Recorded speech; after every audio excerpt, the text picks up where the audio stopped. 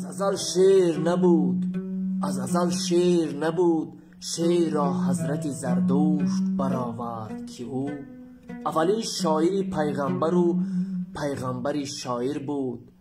اولین شاعری پیغمبرو پیغمبری شاعر بود. شعر او شوله آتش، آتشش شوله شعر.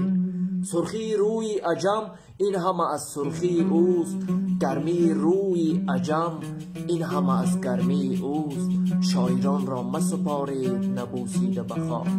جلد شاهنامه به قرآن عرب بنگر سالی 1000 است که در پیکار است. عرصه جنگ و مبارزه او عرصه جنگ بزرگی وطنی است. شاعران را مسپارید نبوسیده به خاک.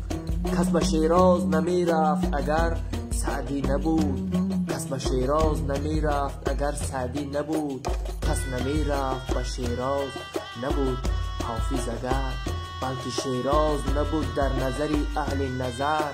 شاعران را مسپارید نبوسیده به خاک. بلخ با مولوی بلخی اگر رومگیری کرد یمگاندره را ناصر خسرو یونان. نه به نقشی رستم نه به تختی جمشید، با دو سرواده خیام شناسند ایران. شاعران را مسپارید نبوسیده به خاک. شعر پیوندی خوجند است کمال، خواجه کمال قلمش شاخه پیوندی خندک بوده. غزلش خندک او گرچه در گوشه تبریز بود مرقد او. شاعران را مسپارید نبوسیده به خاک.